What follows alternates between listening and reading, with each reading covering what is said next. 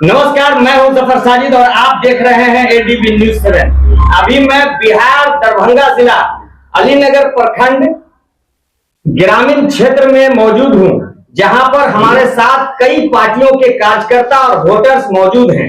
आज हम एक बड़ी बहस करने जा रहे हैं, बड़ा डिबेट करने जा रहे हैं। बिहार में लोकसभा चुनाव के लिए जो सीटों का बंटवारा हुआ है, जिसमें सबसे बड़ी पार्टी आरजेडी ने जो सीट का बंटवारा किया है, उसमें अल्पसंख्यक समुदाय अपने आप को ठगा हुआ महसूस कर रहे हैं। जैसा कि आप लोग जान रहे होंगे, सिर्फ 2 सीट दिया गया है मुसलमानों को। इसलिए जो वोटर राजद के पक्के हैं, बहुत ईमानदारी से वोटिंग करते हैं, वो लोग भी अपने आप को ठगा हुआ महसूस कर रहे हैं। तो आज के डिबेट का असल जो मकसद है वो यही है। तो हमारे साथ जदयू से अर्शद आजम अरमान और मिथिलावादी पार्टी से कन्हैया जी और छात्र नेता आसिफ आदिल हमारे सभी पैनलिस्ट हैं, और आरजेडी से शहनवाज आशीष मोहम्मद है आरजेडी से, और कांग्रेस की तरफ से आजम बाबा, और एआईएमआईएम से अमन आलम है। तो ये सभी पैनलिस्ट का स्वागत है हमारे इस चैनल में। चलिए डिबेट की शुरुआत करते हैं। और सबसे पहले जदयू के, यानी अभी जो एनडीए गठबंधन है, जिसमें कई पार्टियां हैं, और नीतीश जी ने मुख्यमंत्री पद के लिए किस तरह से पलटी मारा है और अक्सर मारा करते हैं, इसी पर हम इनसे जानना चाहेंगे कि क्या आरजेडी अगर अल्पसंख्यकों को ठगने का काम कर रहे हैं, तो नीतीश कुमार और इनकी पार्टी क्या कर रही है मुसलमानों के लिए? देखिए, आपने कहा कि नीतीश कुमार क्या कर रहा है। सबसे पहले तो इस बात पे हर आदमी को, जो जितने भी लोग यहाँ बैठे हुए हैं, उन सभी लोगों से ये आग्रह है मेरी कि आप जिस जाति, जिस समुदाय और जिस देश में रहते हैं, उसके लिए आपको अगर खून बहाने की जरूरत, एक खून का कतरा अगर देने की जरूरत पड़े, तो आप नेता जब भी हो सकते हैं जब उसके लिए कुछ कर सके।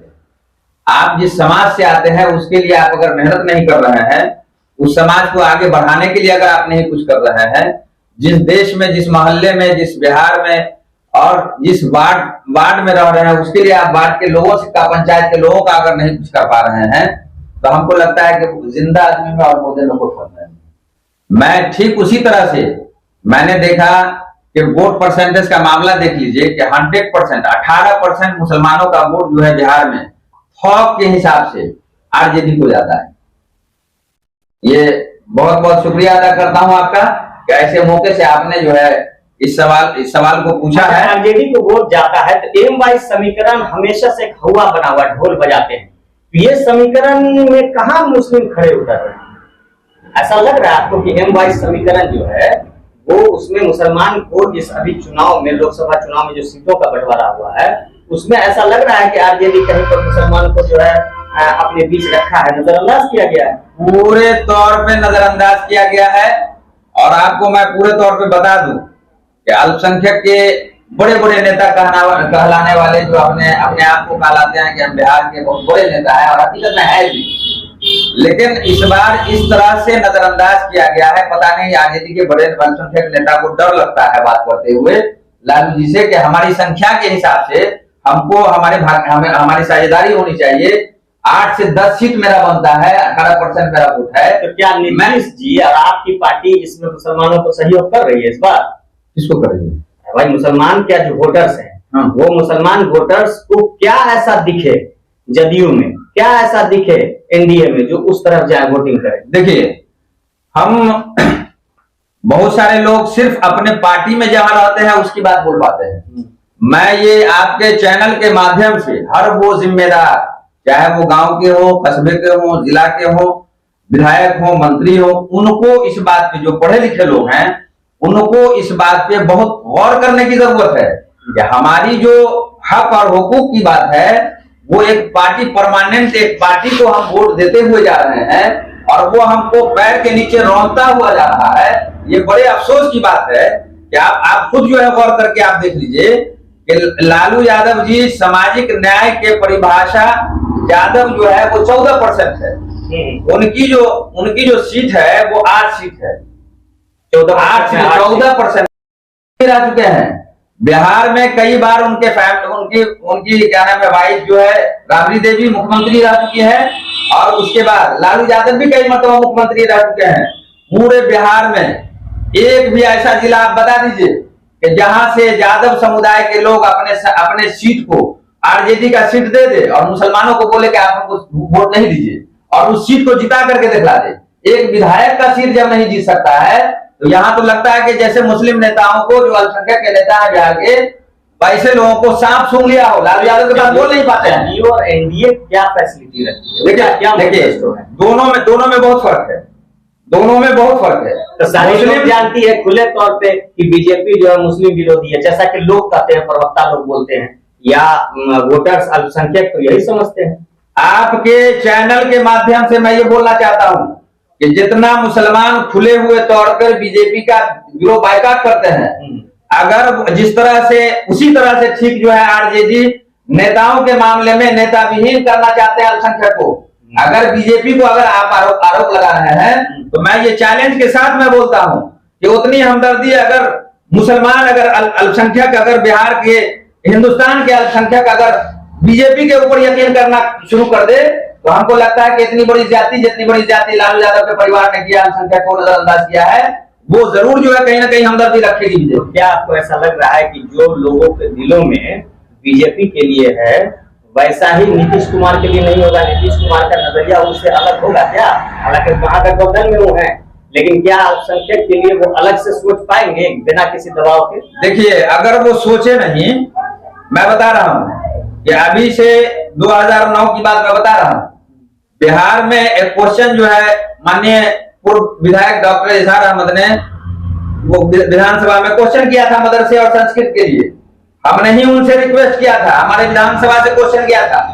हमने कहा कि अगर इस मामले को आप अगर विधानसभा में क्वेश्चन कर देते हैं तो अल्पसंख्यक का, खास तौर से जो संस्कृत के यानी पढ़ने वाले लोग हैं, हिंदू मुस्लिम दोनों समाज के लोगों का जो है ये क्या नाम है सरकारीकरण अगर हो जाता है तो इसमें बेनिफिट हो जाएगा। और आप नीतीश कुमार जी की भी इसमें जो है वाहवाही होगी कि भाई दोनों समाज के लिए बहुत बड़ा काम किया इन्होंने। आज उन्होंने मांग किया और नीतीश जी ने इजहार साहब को ये कहा कि आपने बहुत अच्छा काम किया जो ये चीज मांग कर दिया, और उनको उन्होंने कबूल किया। हम कैसे नहीं माने क्या नीतीश कुमार जो बयान देते हैं कभी कभी कुछ बहकी कभी 4000 कभी 4 लाख जीत का अपना ढिंडोरा, या कभी कुछ महिलाओं के बारे में कभी कुछ भी बोल देते हैं, जानबूझ के बोलते हैं या बुखलाहट में बोलते हैं? देखिए, ये बात तो वो लोग बोलते हैं जिन लोगों को पेट में दर्द होता है, वो लोग को आरोप लगाना चाहिए ना। हमारे हिंदुस्तान के अंदर में अगर ये सेकुलर मिजाज, अगर सेकुलर नेता अगर किसी को अगर माना जाए तो मेरे हिसाब से माननीय मुख्यमंत्री नीतीश कुमार के जैसा नंबर 1 नेता हिंदुस्तान में। तो यानी ऐसा लग रहा है कि नीतीश कुमार एनडीए गठबंधन में जाके भी बीजेपी के लिए जो लोगों के दिलों में नजरिया है वैसा नीतीश के लिए नहीं होगा। यानी लोगों के दिलों में जो बातें हैं कि बीजेपी अल्पसंख्यक को हमेशा नजरअंदाज करके ठगता है, वैसा नीतीश के बारे में लोग नहीं सोचेंगे। अरे भाई, ठगता कहाँ बीजेपी तो आपसे वोट ही नहीं लेता है। नहीं, वोट ठगता कहाँ है? ठगा तो आरजेडी ठगता है बार बार।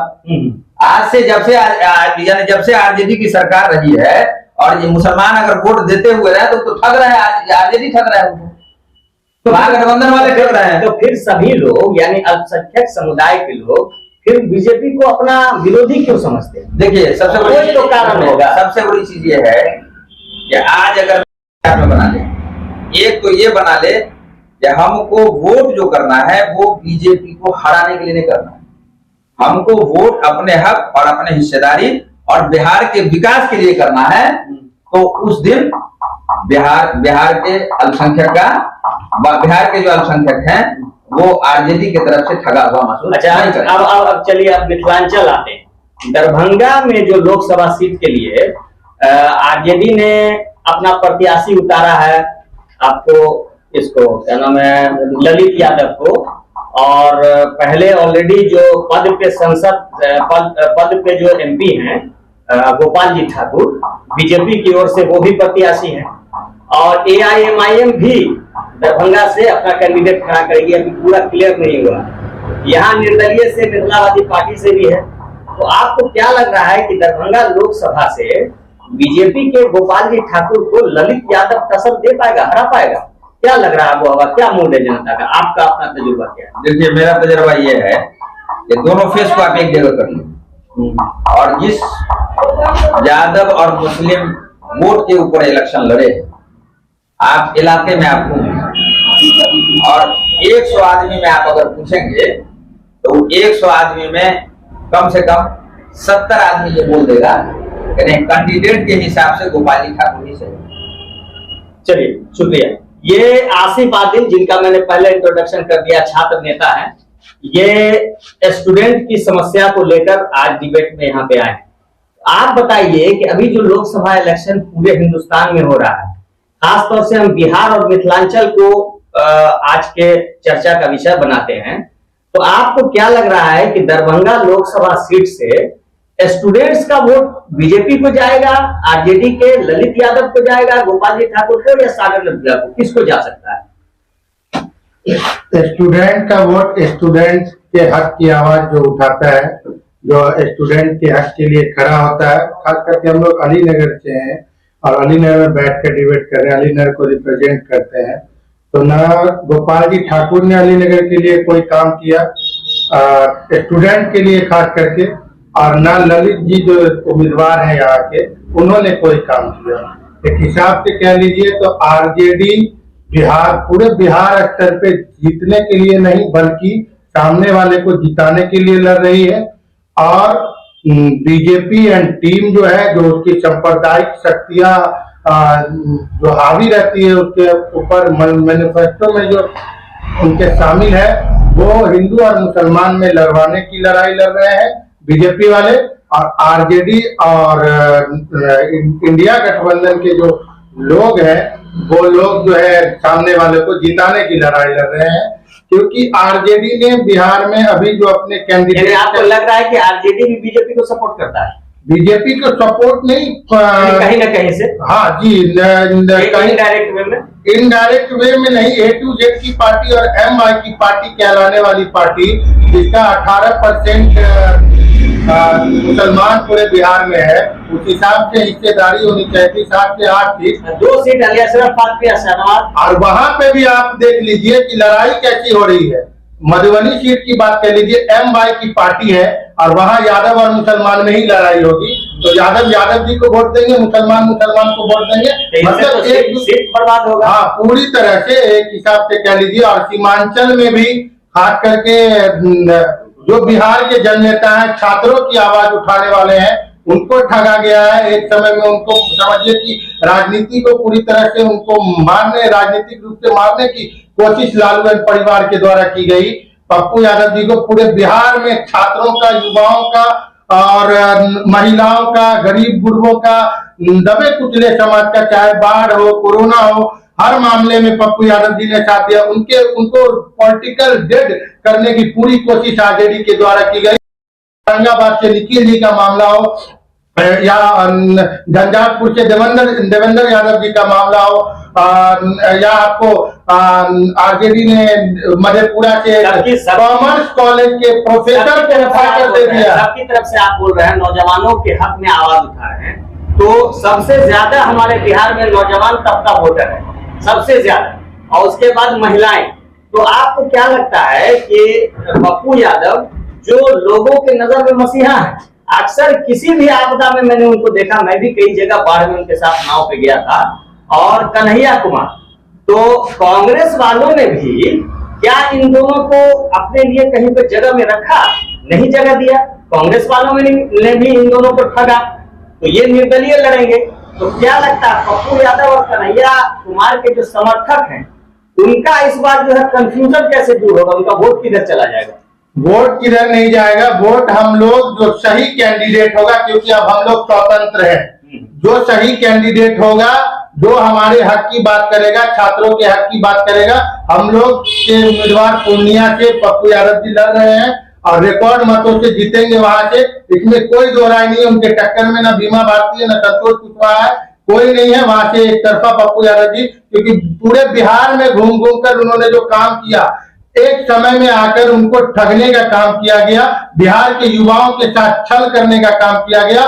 और कांग्रेस वाले तो आरजेडी के लालू यादव के गुलाम बनते हैं। कन्हैया कुमार, गिरिराज सिंह का क्या मतलब? गिरिराज सिंह और ये सब कुछ नहीं, वहां से गिरिराज सिंह फायर ब्रांड नेता है बेगूसराय से। वो हिंदुओं को एक पक्ष में कैसे करना है अपने बयान के जरिए, उनको बयान के अलावा काम तो आज तक पिछले इलेक्शन में काम तो आज तक उन्होंने कुछ किया नहीं। गिरिराज सिंह को बयान के अलावा आप उनका एक काम गिना दो, पूरे बिहार में कोई भी काम नहीं उनका है। इतने तीखे बयान के बावजूद उनको लोग जिता के, कन्हैया नौजवान के लिए लड़ने वाला, इतना परिपक्व होने के बावजूद भी वो जमीनी स्तर पर लोगों के दिलों में नहीं रह सकते। ये देखिए, मैं आपको बता दे रहा हूँ, बिहार और यूपी खास करके ऐसा माहौल बना कर रख दिया है कि सांप्रदायिक लड़ाई यहाँ लड़ी जाती है। हिंदू मुसलमान के यहाँ पे मुद्दे पे लड़ा जाता है। अगर छात्र नौजवानों के मुद्दे पे, विकास के मुद्दे पे लड़ा जाए, और मैं दावे के साथ कहता हूँ कि यही कन्हैया कुमार और यही पप्पू यादव अगर साउथ के क्षेत्र से जाकर चुनाव लड़े तो वहाँ के मुख्यमंत्री और उप मुख्यमंत्री हर पार्टी रैलियों में अभी बोल रही कि इस बार जो है जाति, धर्म, मंदिर, मस्जिद में वोटिंग नहीं होगा। ये कहने की बात है। बीजेपी एंड टीम का उनका मैनिफेस्टो में ही शामिल है। सबसे पहला मुद्दा, बीजेपी के 5 मुद्दे हैं। पहला मुद्दा उनका, सबसे पहला मुद्दा जो पूरे देश में बोल रहे हैं वो राम मंदिर का मुद्दा है। उसी पे वो लड़ाई लड़ रहे हैं। तो कैसे कहते हैं कि मंदिर मस्जिद पे बात नहीं होगी? बीजेपी वाले क्या बोलेंगे? नीतीश जी की तो अंतरात्मा मर चुकी है, नीतीश जी भी कुछ नहीं कह सकते हैं। और बखलाहट में कुछ से कुछ बयान देते हैं, कभी 4000 सीट की बात, 4 लाख। हाँ, उनको उम्र का बढ़ाव हो गया है, प्रजनन पर। हाँ, इसलिए नीतीश जी ऐसी बखलाहट में बात कर रहे हैं कि उनको अंदेशा है कि इस चुनाव के बाद जदयू बिहार से समाप्त हो जाएगी। नीतीश जी को कहीं से कोई सीट नहीं मिलने जा रही है। और हम लोग का साफ मानना है, हम लोग स्वतंत्र हैं, जो उम्मीदवार सही लगेगा फिर से लौट के आपके पास मिथिलावादी पार्टी से कन्हैया जी हैं। आप हमेशा से स्टूडेंट के हक में आपकी पार्टी लड़ती रही और कहीं किसी पार्टी से टैग करके नहीं रहती है। मिथिलांचल की बात है, हम भी मिथिलांचल वासी हैं। मिथिलांचल को अलग से स्टेट बनाने का सपना आप लोगों का है, जैसे झारखंड में आदिवासियों का था। तो मिथिलांचल का हर नौजवान अपने दिल में ये सपना पाले होगा कि मुझे ऐसा मिले तो हमारा अपना मिथिलांचल जो है वो स्वर्ग हो जाएगा। तो बाकी पार्टी जो जिस तरह से पॉलिटिक्स में आई है अभी, तो आप भी दरभंगा लोकसभा सीट से कैंडिडेट आपका खड़ा है सागनू भैया, जो निर्दलीय लड़ेगा। तो आपके इस बार के इलेक्शन में खड़े होने का मुद्दा क्या रहेगा? मेन मुद्दा क्या रहेगा? मेन मुद्दा हम लोग का यही फोकस है। तो आप देखे होंगे जो 5 साल का डिग्री, जो यूनिवर्सिटी में 5 साल का डिग्री जो होता था, वो हम लोग ने लड़ाई लड़के 3 साल में डिग्री लेने के लिए स्टार्ट किया। कोरोना काल आने के बाद, यानी स्टूडेंट के हक में हमेशा लड़ते रहे। जी, स्टूडेंट के हक में हम लड़ना चाहते हैं। आप पॉलिटिक्स के स्तर से आप चाह रहे हैं समाज में हमारे इस मिथिलांचल को एक बड़ा मुकाम दिलाएं। मिथिलांचल का मुद्दा सर यही है यहाँ का, जो इससे पहले आजादी के टाइम का जो आप देख रहे हैं, जो हमारा एक मिथिला राज था। मिथिला राज में चीनी मिलता, जूट मिलता, सूत मिलता, सब था हमारे पास। आज देखिए जो हम अपना पार्टी को जो रिप्रेजेंट कर रहे हैं, तो हमारा मुद्दा यही है, तो जब हमको लेबर जोन बना के, आज देखिए आज मिथिलांचल एक लेबर जोन बन के रख दिया गया है। हम एक ये मुद्दा रखना चाहते हैं आप लोग के पास, जो आज देखिए सांसद गोपाल जी ठाकुर जी, वो एक विकास दिखा रहे हैं जो हम दरभंगा एयरपोर्ट के लिए लड़े हैं। हम आपको जानकारी में देना चाहते हैं, मिडिया बंधु के माध्यम से। दरभंगा एम्स की बात मिलाई बीच में, तो पीएम जो है वहाँ क्या नाम है, लाल किला से ऐलान कर दिया कि एम्स बन गया दरभंगा में। कितना देखिए एम्स का मुद्दा जो है 2015 से लटका हुआ है मिथिलांचल में। 2015 से जो लटका हुआ, जिस टाइम में बीजेपी की मोदी सरकार बनी, उसके बाद एक मीडिया बंधु के माध्यम से हम भी मीडिया में देखे हैं, गृह मंत्री आए थे मधुबनी। तो गृह मंत्री आने के बाद गृह मंत्री बोलते हैं अपने बयान में, उस टाइम में हम लोग एम्स का धरना पे थे। तो एम्स का धरना पे थे तो हम लोग का भी एक आस था जो गृह मंत्री आके हमसे बात करे, एम्स का मुद्दा रखे, एम्स के लिए एक शिलान्यास करे, जो दरभंगा वासियों के एम्स के लिए दरभंगा मिथिलांचल के विकास के लिए आप लड़ रहे हैं। तो आप किसको टसल देंगे दरभंगा में? AIMIM को देंगे, राजद को देंगे या बीजेपी को देंगे? किसको टसल देने के लिए खड़े हो? हम देखिए, हम अपना मुद्दा लेके खड़े हैं। जो आपका टसल तो होगा ना, दरभंगा में 4 कैंडिडेट है, 3 कैंडिडेट, 4, तो उसमें अभी तो एक फाइनल नहीं हुआ, तो इसमें कोई टसल होगा ना? किससे सबसे ज्यादा टसल है आपका? सबसे ज्यादा गोपाल जी ठाकुर से है, या आपका AIMIM से जो भी चुने जाए उनसे है, या फिर आपको ललित यादव से? किससे टसल आप कराए? हमें दो से है, ठीक, लेकिन हमारा टसल सबसे नहीं है। यानी किन दो से? किन्हीं दो से नहीं करना है, क्योंकि हम एक मुद्दा लेके अपने आए हैं। हम अपना मुद्दा लेके आएंगे तो आप जीतने के लिए ना आए हैं? जी, जी। आप जीतने के लिए आए हैं या आप पे एक इल्जाम लगा है किसी को सपोर्ट करने के लिए आए हैं? नहीं, हम एक जीतने के उद्देश्य से आए, जो हम भी एक अपना प्रतिनिधित्व जो सांसद में भेजे, जो अपना मिथिलांचल का आवाज बुलंद करे। नहीं कि गोपाल जी ठाकुर का एक छोटा ब्रांच है? नहीं, ये गलत है, ये गलत है। नहीं, ये गलत है, खारिज किया जाए इसको। ये खारिज किया जाए। फिर आपका प्रतिद्वंदी कौन है? हमारा प्रतिनिधि यही है, जो राजनेता जीत के जाते हैं वो हमारा प्रतिनिधि है। नहीं, दरभंगा में अभी इस लड़ाई में 2 पहलवान, 3 पहलवान, 4 पहलवान है, तो सबसे ज्यादा आपको टसल कौन देगा? किससे खतरा है? हमें किसी से खतरा नहीं, जीत हार का खतरा। जीत हार का खतरा यही बीजेपी के साथ हो सकता है। हाँ, माने आप जीतने के लिए खड़ा किया कैंडिडेट जी, या सिर्फ वोट काटने के लिए? नहीं, जीतने के लिए हम खड़ा कर। अच्छा, ठीक है। तो अगर आप जीतते हैं तो मिथिलांचल वासियों को क्या देगा? मिथिलांचल वासियों को हम लोग का यही स्वागत है। तो शिक्षा, स्वास्थ्य और रोजगार का जो मुद्दा है, होता तो तेजस्वी इसी के लिए खड़ा किया है। नहीं, महारैली आज तक मिथिलांचल में तेजस्वी यादव हो या गोपाल जी ठाकुर हो या प्रधानमंत्री नरेंद्र मोदी जो हो, हमारा मिथिलांचल के लिए उन्होंने किया क्या है? एक हमको नया ट्रेन दे देता है, जो मजदूर को भर के लेके आप हमारे दिल्ली भेज दो, हरियाणा भेज दो, गुजरात भेज दो, यही काम तो वो कर रहे हैं। अच्छा, धार्मिक स्तर पे अगर वोटिंग होगा तो आपको कुछ अल्पसंख्यक समुदाय क्यों वोट देगा? क्या एक ऐसी वजह बताइए जिससे आपको अट्रैक्ट होकर वोट देगा? आज यूनिवर्सिटी में जो छात्र पढ़ते हैं उसकी हक की लड़ाई हम लड़ते हैं। उसमें हम जात नहीं देखते हैं, पात नहीं देखते हैं, अपना लड़ाई लड़ते हैं और उनका भी काम करने का हम काम करते हैं। यानी स्टूडेंट के हक में जो आपकी लड़ाई है, इसी बात पे जी लोग आपकी तरफ अट्रैक्ट होंगे। जी, तो आप ये हक की लड़ाई में क्या क्या है आपका पूरा लिस्ट जरा बता दीजिए। हक की लड़ाई में आप अपना लिस्ट पूरा बताइए। मेरा हक की लड़ाई में देखिए, जिस तरह हम मिथिलांचल में 5 साल का डिग्री 3 साल में दिलाने का काम किए हैं। आज देखिए, जो हम पहला चुनाव जो पंचायत चुनाव में लड़े थे, हमारा 7 जिला पार्षद चुनाव जीत के गए। आज तत्काल के लिए एक मुद्दा हमारा जिला पार्षद सागर नवोदय ठाकुर को जेल भेजने का काम किया गया। आज जब जेल से निकाले हम MSU के मिथिलावाद पार्टी के नौजवान अध्यक्ष को हटाने का भी काम किया। ठीक है कन्हैया जी, यानी कि आप स्टूडेंट के हक में, नौजवानों के हक में जो जितना फायदा हो सके एजुकेशनल स्तर पे जी, उसके लिए आप लड़ाई लड़ रहे हैं, प्लस अपने मिथिलांचल की। जी, धन्यवाद। प्रेजेंट सरपंच हैं आजम बाबा और लोगों के हक के लिए बोलते हैं, लोगों का समाज सेवा में हमेशा जो है सहयोग करते रहते हैं। कांग्रेस पार्टी अभी महारैली हुआ था पटना, जन विश्वास महारैली, उसमें राहुल जी आए थे। तेजस्वी के कदम से कदम बढ़ा के चल रहे हैं। तो जो 9 सीटों पे कांग्रेस बिहार में लड़ रही है, तो तेजस्वी ने कांग्रेस को भी ठगा है क्या? ऐसा आपको महसूस हो रहा है कि आरजेडी ने इस महागठबंधन में कांग्रेस को भी ठगने का काम किया है सीट के मामले में, या राहुल गांधी दूसरी जगह मजबूत है, बिहार में कमजोर है? जी, मैं छोटे से शहर के साथ कहना चाह रहा हूँ कि तेरे वादों पे मेरा दिल कहाँ तक फरेब खाए, अब कोई ऐसा कर बहाना कि मेरी आस टूट जाए। यहाँ तो सदियों से परंपरा रहा है कि ठगना ठगाई का, जो हमेशा ठगते आए हैं, ठगते ही रहेंगे। यहाँ जो मामला चल रहा है, हम लोगों के साथ सौतेला व्यवहार, यानी कि मुंह से कुछ बोलते हैं और करते कुछ है, मन में कुछ और होता है। छल की नैया छलक रही है। यहाँ का जो मामला देख रहे हैं, सामने सिर्फ ठगने का काम किया जा रहा है।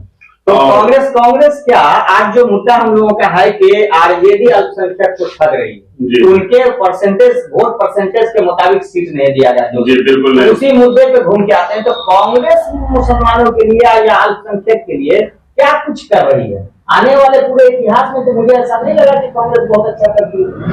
पहले की और बात थी, अभी जो सिस्टम चेंज हुआ है, नए नए युवा उत्पन्न हुए हैं, राहुल जी हैं, बहुत उनसे उम्मीद है वो अच्छा ही करेंगे, अच्छा करते हुए आ रहे हैं। बीजेपी तो इल्जाम लगाती है कि राहुल गांधी मुसलमान की पार्टी है, लेकिन क्या सच्चाई है अंदर से ऐसा? देखिए, वो इस तरह का कोई ये नहीं है, लेकिन मुस्लिम के लिए वो ठीक है, वो गलत नहीं है, गलत धारणा उनके मन में नहीं है। और जो यहाँ का जो मामला, बिहार का जो स्थिति देख रहे हैं, तो यहाँ तो हमेशा छल का काम किया जा रहा है, एक दूसरे के साथ छल पर्पस से ही देख रहे हैं एक दूसरे को।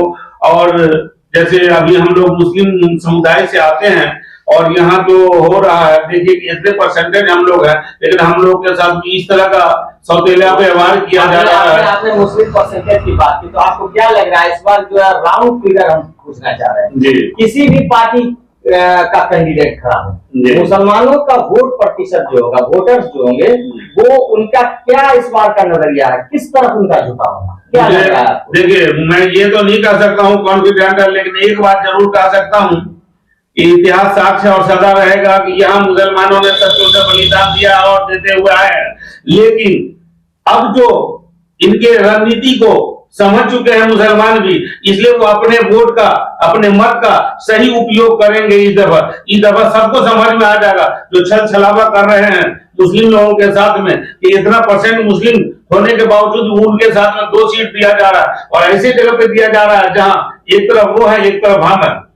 यहाँ सबसे बड़ी पार्टी आरजेडी है, उसके बारे में तो बात हो गई कि ठगा, लेकिन दूसरे जगह कहीं जो रोड शो, ये शो, वो शो राहुल जी करते हैं, तो वो आने वाले समय में अगर प्रधानमंत्री हो बन जाते हैं, जी, वो क्या अल्पसंख्यक समुदाय के लिए कुछ बेहतर करेंगे वो, ऐसा आपको लग रहा है? मुझे ऐसा लग रहा है।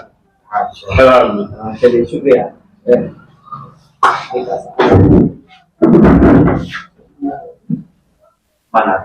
ये अमान आलम इंट्रोडक्शन मैंने करा दिया था AIMIM असदुद्दीन ओवैसी की तरफ से अपना पक्ष रखेंगे। आज डिबेट का मेन जो बहस का मुद्दा है वो है अल्पसंख्यक समुदाय को ठगा जा रहा है। तो आप बताइए कि आपका भी एक कैंडिडेट, आपकी पार्टी का भी कैंडिडेट दरभंगा से खड़ा होने वाला है।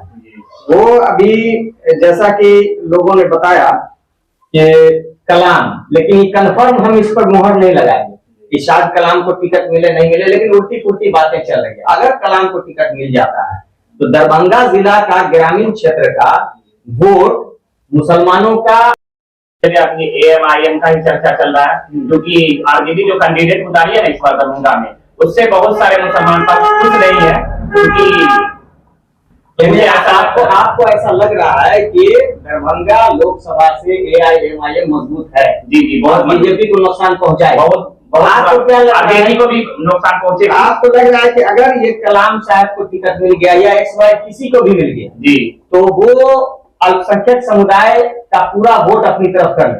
जी, पूरा ऐसा लग रहा है वो पार्टी जी। तो AIMIM अगर ऐसा करती है तो फिर आरजेडी यादव वोट किधर जाएगा? यादव वोट जाएगा, जो कि आरजेडी में कुछ जाएगा, लेकिन कुछ अगर ऐसा लगता है AIMIM का, मैंने देखा ये भी है कि यादव लोग भी कुछ ऐसे लोग हैं कि जो AIMIM को पसंद करते हैं, उनकी बातों को फॉलो करते हैं, वो आवाज उठाते हैं, हमेशा हक की आवाज उठाते हैं। तो AIMIM का कसम किससे रहेगा? गोपाल जी ठाकुर से रहेगा या फिर आपको? नहीं, गोपाल जी ठाकुर से ही रहेगा। ललित यादव इस बार देश में पीछे रह जाएगी, क्योंकि उनमें उतना नहीं है, तो मुझे लगता है गोपाल जी ठाकुर से ही रहेगा इस बार। तो यानी आपको पूरा ऐसा महसूस हो रहा है कि मुसलमानों का वोट AIMIM को जाएगा, मिथिलांचल में? जी। और बिहार के और जगहों में?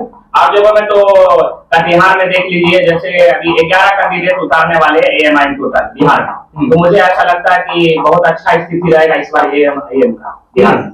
तो मतलब इस बार जीत के लिए नहीं, ठेस पहुंचाने के लिए उतरी है? जीत के लिए भी उतरी है, हमेशा जीत के लिए उतरते हैं इंसान मैदान में, कभी हारने के लिए। यानी मतलब है कि लोग जहाँ जहाँ कैंडिडेट सब जीते। जी, इंशाल्लाह। सरकार बनाने में तो इनका कोई सहयोग नहीं लगा, क्योंकि इनको पार्टी में कहीं अपने साथ अलायंस किया ही नहीं गया। हाँ, तो कोई बात नहीं है, लेकिन इस बार जीत के लिए उतरते हैं लोग मैदान में हमेशा।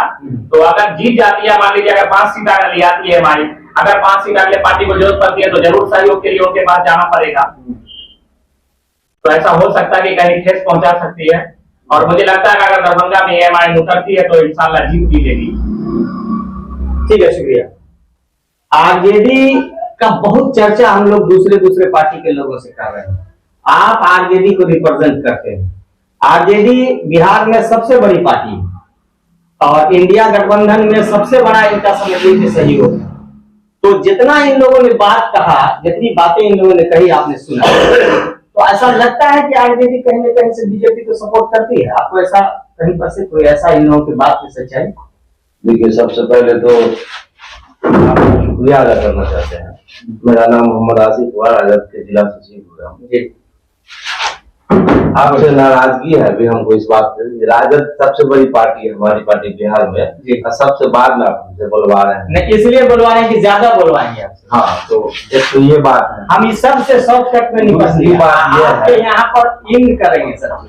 पूरे बिहार में या देश में गठबंधन की राजनीति चल रही है। अभी जो सबसे बड़ा मुद्दा था, जो मुसलमानों को आबादी के हिसाब से आज डिबेट का मुद्दा यही है। डिबेट का मुद्दा यही है। तो हम बता देना चाह रहे हैं कि बिहार में हमारी पार्टी 3 सीट पर लड़ रही है। ठीक है, बात की कांग्रेस को दिया गया, लेफ्ट को दिया गया, वीआईपी को दिया गया। अच्छा, ये वीआईपी एक बार आके मिला, नया जोगी के कहावत है कि पूरा नया नया जोश आया और नए जोश को फट से जो है 3 कुर्सी दे दिया, जबकि कोई ऐसा परसेंटेज नहीं है। नहीं, जो भी वोट है वीआईपी का 50% तो वोट मुकेश सहनी को लोग मुकेश सहनी अचानक से आए, एलायंस किए, उनको 3 सीट दे। अचानक से नहीं, बात बहुत दिनों से चल रही है। तो मुकेश सहनी को 3 सीट दिए, अल्पसंख्यक को 2 सीट, इस हिसाब से थोड़ा सा सौतेला बर्ताव नहीं लगा? नहीं, ऐसा कुछ नहीं है। बात ऐसी है कि बहुत दिनों से बात चल रही थी, भाजपा भी उनको बार्गेनिंग कर रहा था, तो बाद में इधर ही अपना सामाजिक न्याय के साथ आ गए लालू जी के साथ, तो वो उनको मानते हैं। वो कई बार अपने सभा में भी बोल चुके हैं कि हम सामाजिक न्याय के साथ लालू जी के साथ है। हाँ बोलिए। तो लालू जी के साथ है। तो अब ये बताइए आप कि वोटर्स का जो मूड है पूरे एरिया में, माने लोकसभा चुनाव है लेकिन बिहार के वोटर्स का मूड तो होना चाहिए। तो MY समीकरण जो हमेशा बोलते थे लालू जी, तो MY समीकरण में तो सारे Y को तो दिया गया, M को कुछ नहीं दिया। अब मीडिया का ये सबसे बड़ा तकलीफ की बात है। हम लोग तकलीफ बहुत बेकार लगता है। ये बात कभी नहीं कही है हमारी की पार्टी है, समीकरण मिला के समीकरण ऐसा है, हर जगह है। ऐसा नहीं है। राजद को हर जाति धर्म का वोट मिलता है, लेकिन लालू जी के गवर्नमेंट देखिए ब्राह्मण भी मंत्री रहे, उनके मजबूत स्तंभ है। ठीक है, मान लिया, ये बात सही है, मान लिया, ये सही बात है। लेकिन अभी प्रेजेंट में देख लीजिए, अभी लगभग 22 सीट हम लोग दिए हैं, दल है, तो उसी हिसाब से सब जाति। आपका कहना आप सेकुलर हिंदू तो नहीं करते हैं, समीकरण का मामला नहीं डिफॉल्ट कैसे है। अब गठबंधन में जितना सीट है उसी हिसाब से अब दिए। देखिए, एक मिजाज जो बन गया है ना अल्पसंख्यक का, बिहार में एक मिजाज बन गया है। यानी MY को छोड़िए, नहीं, कुछ नहीं, मुसलमान जाएगा, जहाँ तक देना ही पड़ेगा। मिथिला ये टिकट दे नहीं दे वोट देना के लिए तो सीट पर बात कर रहे हैं गोपाल जी अभी, अगर ये बात कर रहे हैं कि सारे कैंडिडेट को दिया, हमने सारे जातियों को रिप्रेजेंट किया, तो ये हमको बताएंगे कि मधेपुरा के जिस प्रोफेसर से आपको टिकट मिला, उनकी सामाजिक लड़ाई चलाई, हमको बता देंगे। सुपौल से जिस चंद्रहास चौपाल की ये बात कर रहे हैं, जिस चौपाल जाति की ये बात कर रहे हैं, चंद्रहास चौपाल को वहाँ टिकट मिला, सुपौल जिला के अंदर में जाकर आप वहाँ का आकलन कर लीजिए, चंद्रहास चौपाल को कितने लोग जान रहे आरजेडी में टिकट जो है आप तेजस्वी यादव जो है वो लालू जी से कुछ अलग सोच रखते हैं, ऐसा कैसे वोटर समझे? वोटर को क्या यकीन? आरजेडी में आप टिकट जाति A to Z के नाम पे नहीं मिलता, पैसे पे टिकट का बंटवारा होता है। लालू जी के समय में मुस्लिम कट्टर सपोर्टर हुआ करता था राजद का, आज भी कट्टर सपोर्टर है, खड़ा हुआ ऐसा मीडिया। अगर ये जीतने के लिए हो रहा है, कोई AIM तो आए अभी 13 सीट पर लड़ने जा रही है, 11 सीट पर एक भी सीट जमानत नहीं बचा पाएगा, जमानत नहीं बचा पाएगा। कैसा लग रहा है आपको? हमारे से तो लग रहा है कि जितने भी लोग हैं सब कर करके आरजेडी से जो मास पोल है वो आरजेडी राजद का कहना है कि जीरो पावर, कहने ये सब जीरो पावर पे AIM को बोल रहे हैं। AIM जो है, कम से कम उसका एक सांसद तो था ना 2019 के इलेक्शन, इलेक्शन हुआ, इनसे पूछ लीजिए कि आरजेडी वाले जो इतने सीट पर लड़ रहे हैं, जिस कांग्रेस का एक सांसद हो उसको आप मात्र 9 सीट दे रहे हैं बिहार में, वो भी वैसी सीट दे रहे हैं जहाँ जीतने वाले कैंडिडेट नहीं है। दुनिया में आप पप्पू यादव जी का चुनाव नहीं लड़ रहे हैं। बिहार की सीट बोल है ना, पप्पू यादव का जो विजय हुआ था उनकी पार्टी का कांग्रेस से हुआ था, राजद से तो हुआ नहीं। पप्पू यादव को सोचना चाहिए कि कांग्रेस से क्या मांगती है, नहीं क्या राजद को या कांग्रेस को किस बात का डर है? खतरा पप्पू यादव जी से राजद को और कांग्रेस को डर नहीं है, लालू एंड फैमिली को डर है, क्योंकि पप्पू यादव गरीबों का मसीहा है और लालू एंड फैमिली चाहती है कि मेरे अलावा कोई भी यादव चेला बिहार में नहीं पनपे। अगर यही कारण है कि देवेंद्र यादव जी के पार्टी का ये कारण है कि पप्पू यादव जी का विजय कांग्रेस में हुआ, तो देवेंद्र यादव जी की पार्टी इससे पहले जो विधानसभा का चुनाव हुआ था उसमें मायावती जी की पार्टी और ओवैसी जी की पार्टी के साथ देख मिलकर चुनाव लड़ी थी। देवेंद्र यादव जी को यही दिलासा दिया गया था कि आपको झंझारपुर यानी इनका कहना है कि अल्पसंख्यक यादव को अगर टिकट नहीं मिला पार्टी के टिकट राजद की तरफ से नहीं मिला तो हमारा प्रॉब्लम है, उससे दूसरे दल को क्या मतलब है? देवेंद्र यादव से बात हो गई है, वहां से वो सीट चली गई।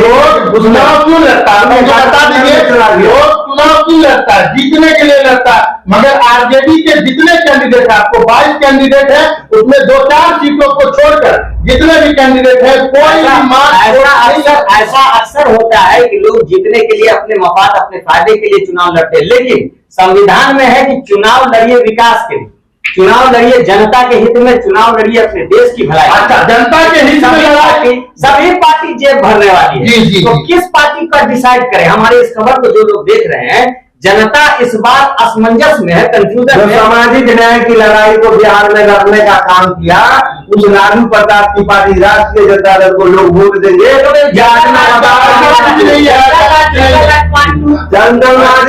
समाज न्याय, आज तेजस्वी जी आर्थिक न्याय की बात कर रहे हैं, 17 महीने में 4.5 लाख लगभग लोगों को नौकरी देने का काम किया। नौकरी देने का काम किया,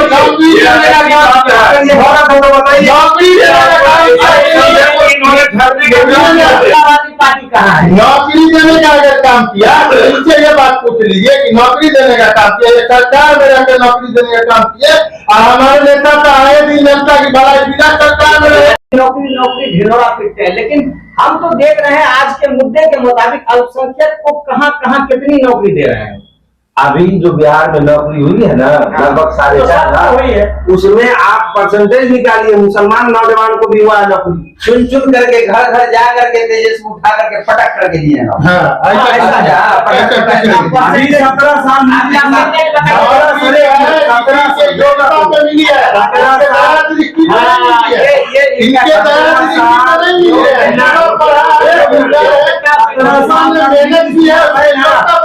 अभी 17 साल साल में ये बताइए कि नीतीश कुमार 6,000 आदमी को नौकरी नीतीश की नौकरी आदमी से जबरदस्ती काम कराया गया। तेजस्वी यादव उप मुख्यमंत्री थे, तो जब उप मुख्यमंत्री थे तो कोई भी जो काम होता है विकास का, घोटाला जब हुआ तो मुख्यमंत्री बैकअप करता है, और जब अच्छा काम हुआ तो उप मुख्यमंत्री मेरे कर दिए। अरे भाई नीतीश कुमार ने ब्याह के मुख्यमंत्री। अच्छा, नीतीश कुमार अपने करियर पर दाग नहीं लगे इसीलिए तो नहीं पर्ची मार दी है। किधर अभी जो पर्ची मार दी है राजद को छोड़ के, वो नीतीश जी अपने करियर को बचाने के लिए उनको डर हुआ है। अगर 2024 में अगर हम हार जाते हैं तो बीजेपी देखिए सुनिए, बात वो नहीं, पलटी मारने का सत्ता में बने रहना, पलटी मारने का काम एकदम बिल्कुल खुले हुए तौर पे है कि लालू यादव की जो फैमिली है वो अपने आप में थे उम्र के आखिरी पड़ाव में है, बौखलाहट में ये फैसला लेते पलटी मारने वाला, ये कोई दलील नहीं है। आज बोलते हैं कभी वो जो आरजेडी के साथ आए थे, पूछिए कि आरजेडी के साथ जो नीतीश जी आए थे क्या करके आए थे कि चिराग पासवान से मिलकर बीजेपी हमारे पार्टी को खत्म कर रहे हैं। आप कहते हैं आप जो गए हैं कहते हैं कि तेजस्वी जी हमारे विधायक बहुत कम है हमारे। एक बात बताइए, नीतीश जी बोले ये बात बिल्कुल फाइनल है बीजेपी में जाना कि मंजूर नहीं। अपने बेटा को वो मुख्यमंत्री बनाना चाहते थे। यानी ये तो नीतीश जी भी करते थे। नहीं। कि आप कौन देखेगा, यही से लक्ष्मी भाई, लेकिन बात बदलाने की बात है। ये मुद्दे की बात है कि मिथिलांचल में दरभंगा मधुबनी जो सीट है झंझारपुर, तीनों सीट राजद गठबंधन इंडिया गठबंधन। यानी आपको ऐसा लग रहा है कि मधुबनी से अली अशरफ फातमी, मधुबनी से अली अशरफ फातमी, दरभंगा से ललित यादव लगभग समान आंकड़ों से जीते जा रहे हैं। ठाकुर को हरा देंगे। ललित यादव को जितना वोट आएगा ना, जितना वोट आएगा उतने ज्यादा वोट से गोपाली ठाकुर जीतेंगे। ये आपका कॉन्फिडेंस एमआईएम से उनकी लड़ाई होगी। मतलब यहाँ पर जो जनता है, वोटर्स जो हैं, वो इस बार बहुत सोच समझ के वोट डालेंगे, भाई नहीं होंगे। तीन कोणीय लड़ाई होगी बिहार में। इस बार जो वोट खराब नहीं होगा। कहते हैं बेख्याली में हमने एक इरादा कर लिया और अपने दिल के शौक को हद से ज्यादा कर लिया, और जानते थे हम इसको निभा सकते नहीं, पर उसने भी वादा कर लिया और मैंने भी वादा कर लिया। चलिए वक्त बहुत कम है आज, बस इस बार 1 मिनट आपसे आप बोलना चाहेंगे कि जिस तरह से लालू परिवार ने ठगने का काम अल्पसंख्यक को किया है, लास्ट में आप ये देख लेंगे कि जो इस दरवाजे से हमारे आवाज से जो है ये न्यूज जा रहा है और आपके माध्यम से सारे लोग सुन रहे हैं, मैं फिर इलेक्शन के बाद फिर आमने सामने रहूंगा। आप ये देख लेंगे कि 0 पर आरजेडी जो है वो आउट होगी बिहार के अंदर में। चलिए, आप लोगों ने बिहार में अल्पसंख्यक समुदाय को किसने ठगा, इस पर बहस की। आज का मुद्दा यही था। आप मिथिलावादी पार्टी दरभंगा से हो, या एआईएमआईएम हो, या फिर राजद के हो, या बीजेपी के हो, चाहे गोपाल जी ठाकुर, ललित यादव, अंत में हम एक अपील करना चाहेंगे जागरूक मतदाता से। एक जागरूक नागरिक होने के नाते छात्रों का हम लोग प्रतिनिधित्व करते हैं। अपने मताधिकार का प्रयोग जरूर कीजिए, मगर सोच समझ के सही कैंडिडेट को दीजिए। एक तरफ दंगाई है और एक दूसरी तरफ ठगने वाले लोग हैं, इसलिए अपने मताधिकार का प्रयोग समय हमारा खत्म हो गया है। लोगों को यहाँ के जो हमारे बीच आए। चलिए आज डिबेट का चलिए ठीक है, धन्यवाद। डिबेट का वक्त खत्म हो गया। यहाँ आप लोग डिबेट में आए, सभी पैनलिस्ट का बहुत बहुत धन्यवाद। सभी देशवासियों को मेरी और मेरे तमाम टीम की तरफ से ईद और रामनवमी के लिए बहुत सारी मुबारकबाद, ढेर सारी शुभकामनाएं। आज के लिए बस इतना ही, हमें दीजिए इजाजत। नमस्कार। सभी ताजा तरीन खबरों के लिए देखते रहिए एडीबी न्यूज़ 7 और आप अपने कीमती सुझाव हमारे कमेंट बॉक्स में जरूर दें।